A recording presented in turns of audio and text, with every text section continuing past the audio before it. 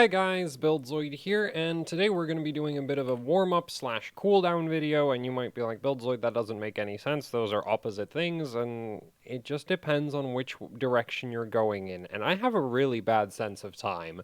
Anyway, let's get into this. So yeah, we're taking a look at the GTX 980Ti Kudan from Colorful. So it's a very interesting 980 Ti. It looks pretty cool. I wish it was actually cool, but yeah, like with a lot, like it's one of those cards.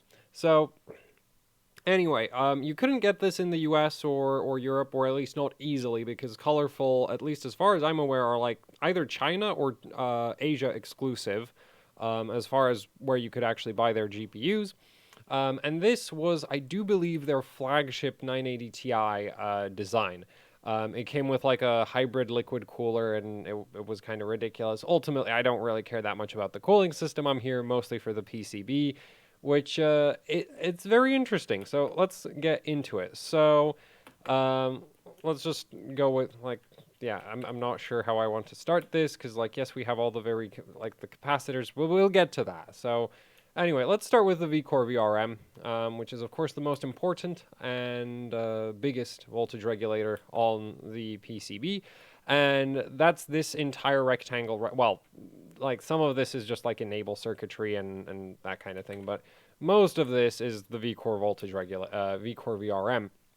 And so you don't normally see this rectangle layout like this, or well, technically speaking, even something like this is still a rectangle. Even, like I would consider that a line of VRM, but no, this layout. The reason you don't see this layout, and it's not completely stupid. So the main downside to this layout is your power plane is now really awkward because your GPU core is here, and so now you have power that has to travel. Like if you did a normal design and you just had your vCore in a straight line like this, then your power just has to travel into the core like that, right? By doing a layout that we have here, you now have all this extra distance in the power plane. That basically means you have higher power losses, potentially also higher equivalent, like the inductance of the power plane is higher, so you might have a slightly worse transient response. I don't actually think that would be a problem, considering how many freaking capacitor, like tantalum polymer capacitors Colorful has slapped onto this. But yeah, like from a power delivery perspective, this is not an optimal layout. So that's why you don't normally see this layout. However, it does have benefits, because by laying out the VRM like this, you actually use up more of the PCB for the VRM. Like, you spread the heat of the VRM over more PCB, and so it does have a positive effect on the VRM thermals.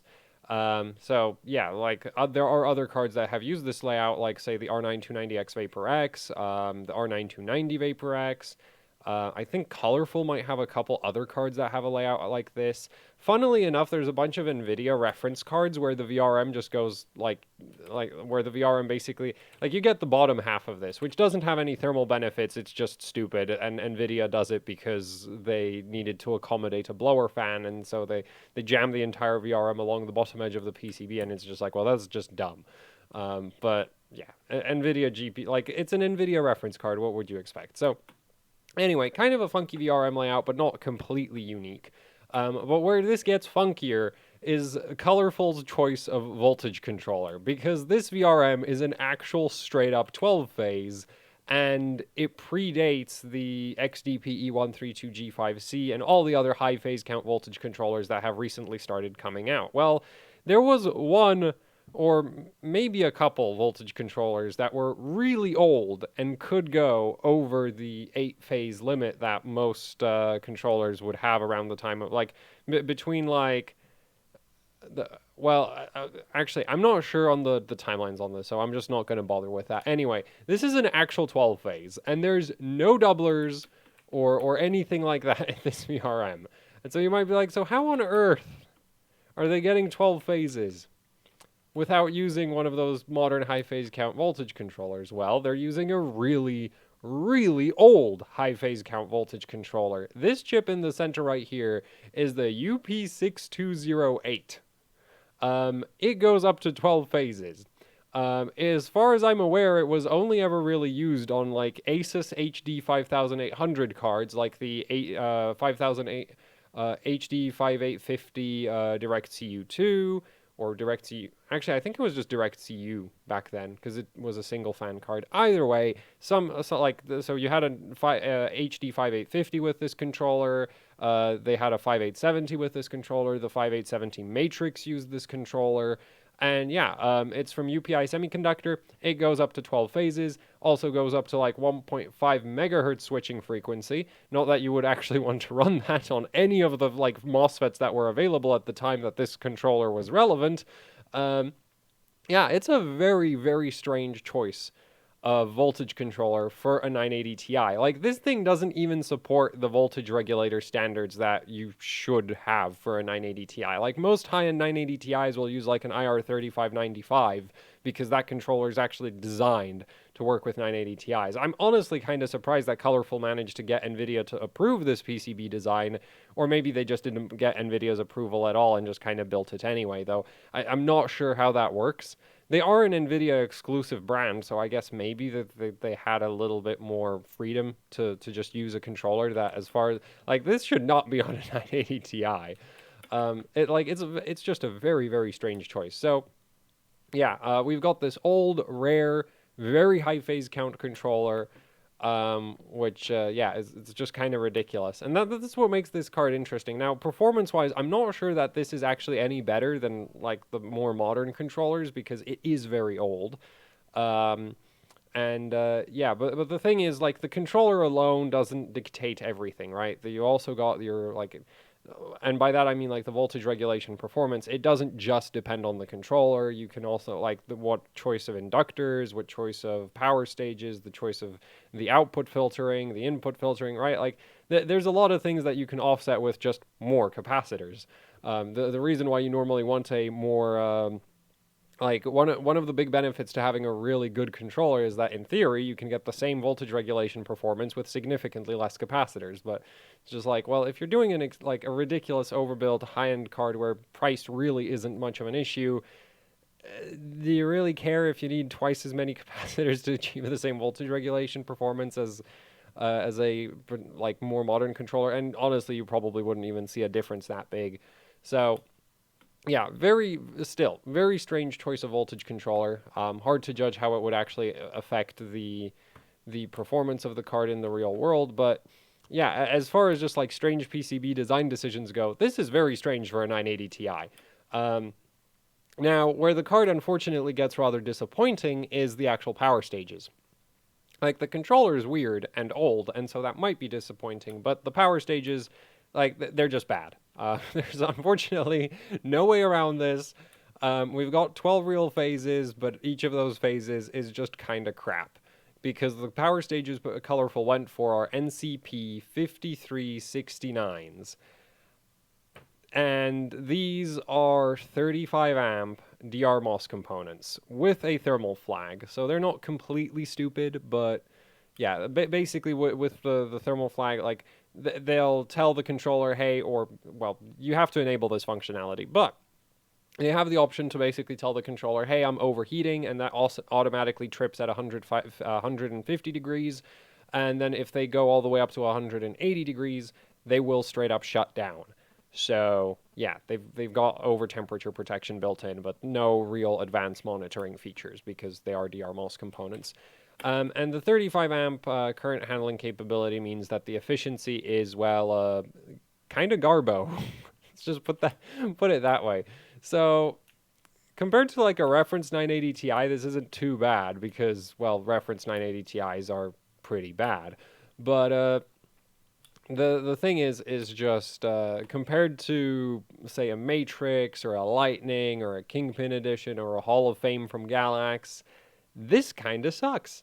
And also, unfortunately, the datasheet for the NCP 503069 is not very detailed. So for all of my efficiency calculations, I'm using the datasheet of the NCP 302035, which is also a 35 amp DRMOS component, significantly more modern. Like the NCP 5369, as far as, if I remember correctly, is no longer produced, whereas the 302035 is like what you would find on some motherboards these days and some GPUs. So that's like an actual like pretty modern 35 amp power stage, though that shouldn't significantly affect the efficiency at like 300 kilohertz. Normally the biggest difference you see between like really old power stages and really new power stages is that like at 300 kilohertz the efficiency is roughly the same, and then when you get up to like 500 kilohertz or 800 kilohertz or 1 megahertz switching frequencies, the modern parts are significantly more efficient than the old parts because the modern parts have much lower switching losses.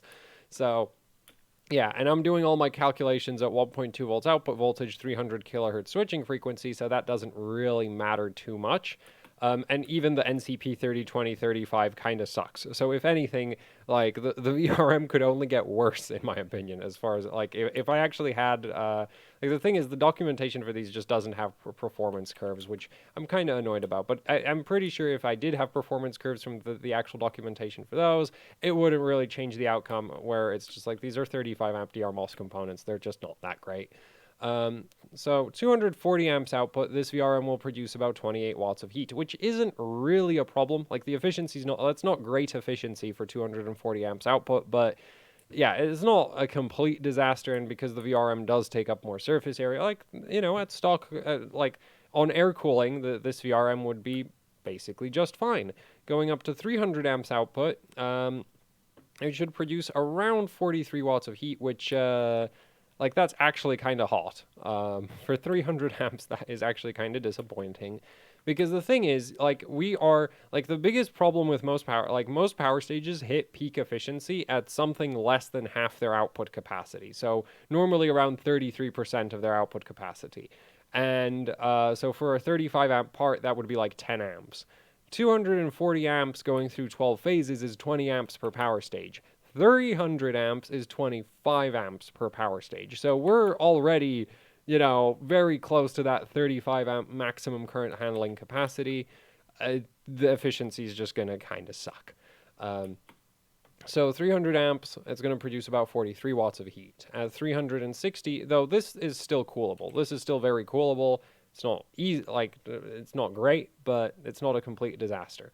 360 amps output, now we're looking at around 62 watts of heat, which very, very disappointing is the only thing I can think of to say. And for comparison, if this VRM was actually using like International Rectifier 3555 power stages, which is what you would find on like a 980 Ti Matrix or a Lightning or a Hall of Fame, or if you're looking at the Kingpin edition, that one was using the 3575, which the 3575 is basically a 3555 with a thermally enhanced package, as in there's a little metal tab on it. Anyway, so if you were looking at one of those at 360 amps output, 1.2 volts, 300 kilohertz switching frequency, those power stages would be producing about 36 watts of heat. This sucks. Like, this is really, really inefficient for a 12 phase because these are terrible, terrible power stages. It's kind of like there's a bunch of Zotac cards that are kind of similar where you have a very impressive output filter and a relatively high phase count VRM, and then you actually check what MOSFETs or power stages Zotac decided to use, and you find out they just went for the absolute bare minimum of like, this is the cheapest thing we could get our hands on at the time, and it's just like, this is really bad. Like, why did you bother with all these phases if you were going to use like, because the problem here is basically, sure, this is a 12 phase, but if you compare this to the reference card from Nvidia, that's a 6 phase with 60 amp power stages. They've basically doubled the phase count while cutting the current handling capacity per phase in half. Like, yeah, that's not really going to do much. Now, there are some thermal benefits to doing your VRM like this, because if you spread the same amount of heat output across twice as much surface area, it runs less hot. But at the end of the day, the efficiency still sucks. So, anyway, and 420 amps output, this VRM is going to be producing about 83 watts of heat, at which point you'd probably want to water cool it. Luckily, like, if you're on a 980 Ti, as far as I'm aware, on air cooling, they don't really go outside of this current draw range. But yeah, you wouldn't actually want to take this card on, like, LN2 or something, because 980 Ti's on LN2 pull absolutely stupid amounts of current and power in general. And the thing is, this is all at 1.2 volts, where 980 Ti's scale all the way past like 1.6 volts. So the heat output just gets, and as you increase the output voltage, the heat output of the VRM just increases because otherwise your efficiency would just get really ridiculously high. Like the thing is, your efficiency does actually still improve as you go from like 1.2 volts output voltage to 1.6 volts output voltage, just because it just works out that way. Like, I'm not going to get into it. It takes too long. But the thing is like overall your heat output still goes up. So even though the efficiency goes up, the heat output is still going to get worse. And it's just like 83 watts of heat is not okay. And then like, yeah, I wouldn't take like this. This is not the kind of VRM you would actually want to do LN2 overclocking with.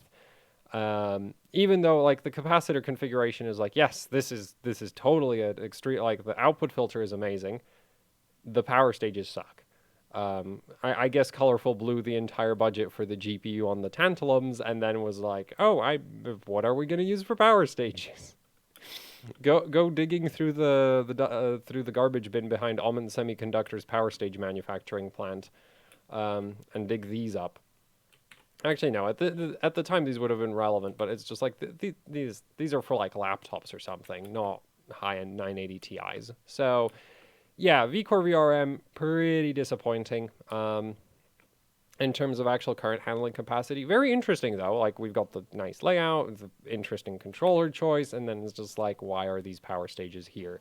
And the worst part is, as far as I can tell, like the only drop-in replacement for these is the NCP 5366, which is like 40 amps instead of 35, which is just like, well, that's not an improvement whatsoever.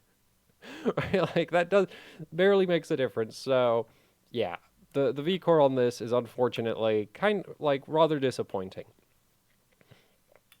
Anyway, for the memory VRM, we've got this right here. And that's just a two-phase, which is completely fine. Luckily, GDDR5 does not pull that much power.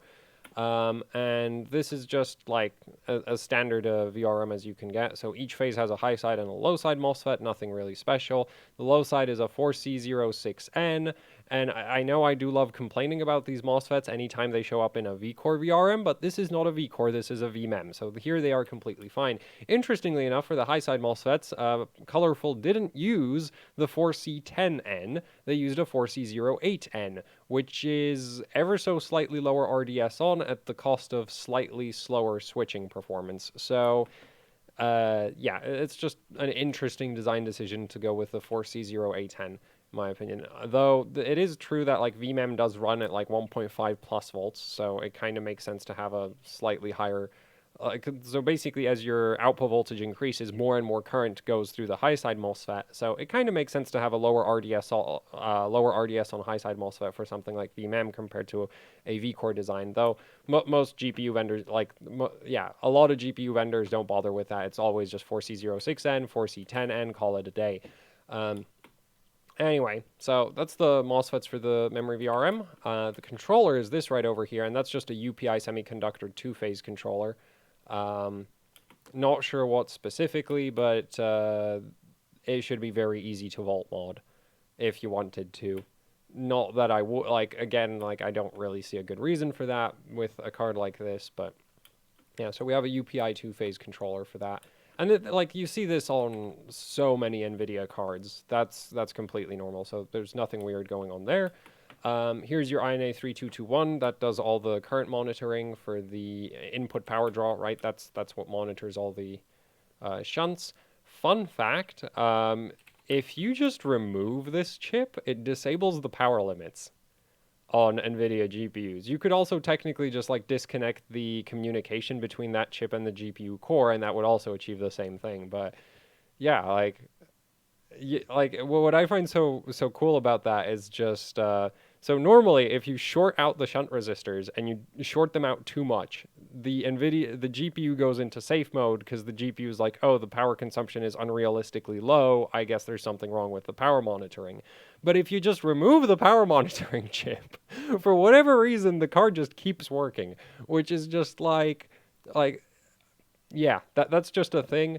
So I actually I think both of my GTX 770s don't have their power monitoring chips because it's just so much more convenient than messing around with faking voltage readings. You just no more power monitoring. Bye-bye, power limit.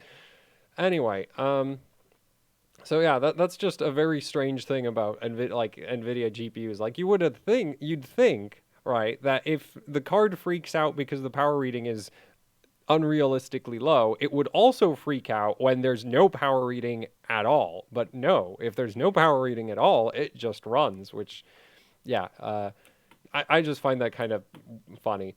Anyway, so that's kind of like there's not really much on the back. We do have a lot of like very large multi-layer ceramic capacitors, which I find kind of like these are like the 1206 multi-layer ceramics are rather expensive just because of the size.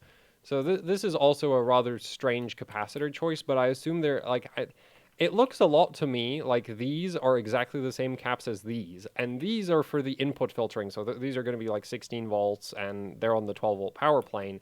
And so I guess just to keep like the thing is they could have just like used these on the output. Right? Like they have a bunch of these right behind the core. I don't know why they don't have them on the output of the VRM, but yeah, anyway, they use these over here, which is kind of weird. Because the thing is, the really large multi-layer ceramics actually don't have a performance advantage over your SMD polymers, like at all.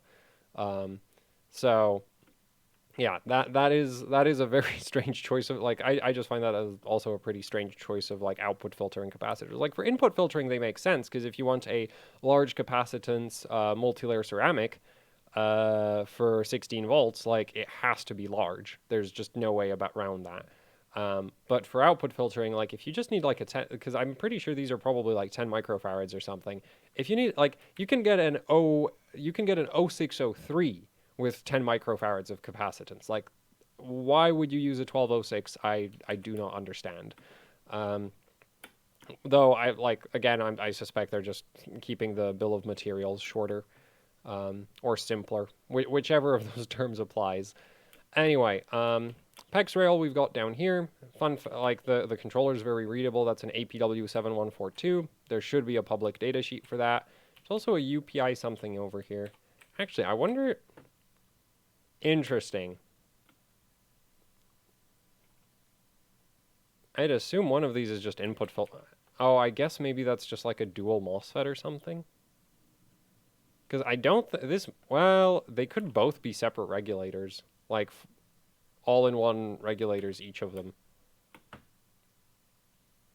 Kind of hard to tell. So anyway, you have like minor supporting rails down here. The thing is, I don't have a ton of experience with Nvidia GPUs, so like I'm pretty sure there's just a PEX rail. I don't think there should be anything else down there. At the same time, nah, there really shouldn't be anything else down there because I'm pretty sure your 3.3 volt regulators are right over there. And then you've got dual BIOS on this card with a BIOS switch over here. So you've got your two BIOS chips. So that's another sort of like neat feature for overclockers. But then it's just like, but the power stages, they're so bad. Why would you do this? This really reminds me of some Zotac card that I did a PCB breakdown of, where it was like the same thing. You had like voltage read points, dual BIOS, all the cool extreme overclocking features, and then you got to I'm pretty sure it was power stages, and it was just like it was an 8-phase of 35 amp power stages or something like that, and I was just like, you've got to be kidding me. Why go so far with all the other parts of the PCB and then use 35 amp power stages on the freaking VRM? So yeah, this is kind of similar in that sense. And yeah, I guess at this point I've talked about basically everything I want to talk about. So tantalum polymer output filtering everywhere and input filtering because you can never spend too much money on tantalum capacitors. So what's cool about these and not so cool about these is these are very, very expensive. Tantalum polymer capacitors are. And they do have their advantages over your through-hole capacitors because in this packaging style, in this SMD package style, they have lower ESL, they have lower well, ESR you can actually get about the same. You could get 5 milliohm ESR through-hole capacitors, you can get 5 milliohm ESR SMD capacitors, but you can't get the ESL of a SMD capacitor like this. So yeah, these have a pretty major advantage for voltage regulation. So it's pretty cool that they're using all of these caps. Like I'm a big fan of the capacitors. For input filtering, I think they're totally unnecessary, especially with how many multi-layer like they have all those large multi-layer ceramics on the back for the 12-volt input filtering, and then like they could have used through holes for the for the 12-volt input filtering, as far as I'm concerned. At the same time, they might be using the tantalums for clearance purposes, and I guess they didn't care about the cost anyway. So again, like it was a flagship card. But the thing is, like, yeah, flagship card, and then this is your freaking power stage. It's just like, why? Why can't you use like at least use like a 50 or something? Why a 35? Um. Anyway, so yeah, that's pretty much it. So we've got one hell of an output filter, a very strange voltage controller, and then just the biggest disappointment of power stage selection I've ever. Well, actually, no. This is about on par with some of the Zotac cards I've seen, where it's just like, oh, this is a very, very impressive card, and then you check the power stages, and it's like, oh no. Anyway, yeah, that's actually it for this video.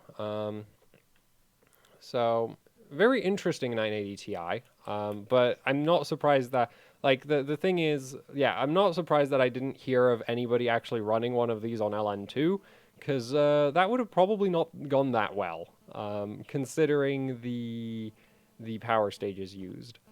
I'm still, like, the thing is, there is a big advantage to having the VRM spread out like this, but the thing is, like, reference 980 Ti's, if you took those on LN2, you would blow the VRM. Like, that is pretty much guaranteed. You would destroy the VRM on a reference 980 Ti with LN2 overclocking. But with a card, like, I'm not sure how this would work out. This should do slightly better, simply because the VRM is more spread out, but that's still not really saying much. Anyway, yeah, thanks for watching. Like, share, subscribe, leave any comments, questions, suggestions down in the comment section below. If you'd like to support what I do here with actually hardcore overclocking, I have a Patreon. There's a link to that down in the description below. There's also the AHOC Teespring store, where you can pick up shirts, stickers, posters, you know, the usual YouTuber merch. And there's a link to that in the description below as well. And so, yeah, that's it for the video. Thanks for watching, and goodbye.